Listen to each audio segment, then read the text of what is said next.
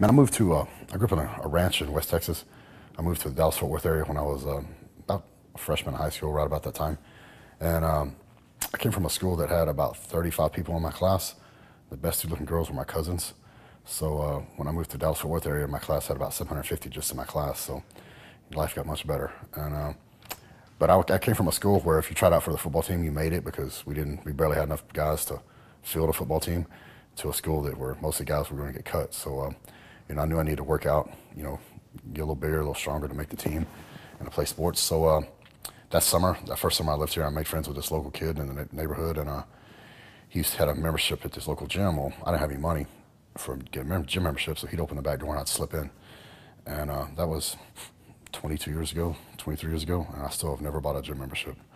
So I slip in, and there's a trainer there at the gym, and he weighed about almost 300 pounds, and he was a national level bodybuilder. I didn't know a guy could look like that. The most muscular thing I'd ever seen in my life was a horse. He had a different girlfriend every week. They were all good looking. He drove a Corvette, and there was a couple other big guys in the gym. They weren't as big as him. One day when I was slipping in through the back alleyway, he was fighting them both. He knocked them both out.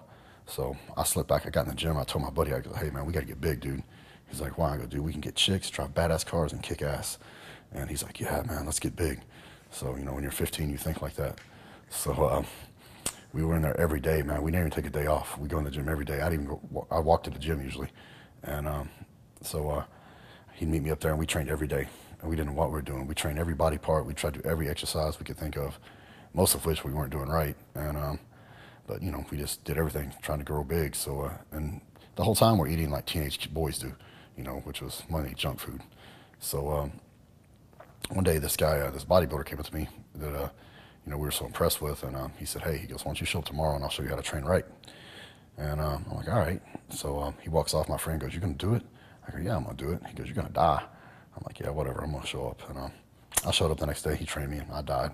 I threw up like 3 times, and he trained me the rest of the week, and he annihilated me. By the end of the week, I could barely walk. My mother's like, "What's wrong with you?" I'm like, "Oh, I'm all right. I'm all right."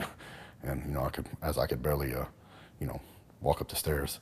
So but I stuck with it, and this guy, he kind of took me under his wing, and he never charged me $1 for anything, and he just I guess he saw something in me that I didn't see in myself or didn't know I had, and he trained me, taught me how to eat right, and for about a year I gained 20, 30 pounds of muscle that first year, just training and halfway eating right. I wouldn't say I was eating like a bodybuilder yet, but I was a big improvement over what I was doing. And one day he said, "Hey, do you ever think about doing a competition?" And I'm like, "Yeah, right," because he's the only real bodybuilder I've ever seen. He's almost 300 pounds.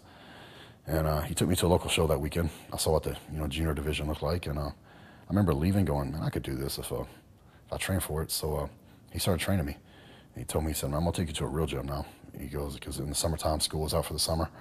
And I'm thinking, "Well, where are we at right now? Isn't this a gym?" He goes, "No, we're going to go to a real gym." So he took me to Arlington, took me to Metroflex, and I didn't have any money for a membership. I felt bad about working out there, and Brian just told me, "Hey, man, win your show. If you win your show, don't worry about it." So I won my show, and I kept on winning. And so 20-something years later, here I am.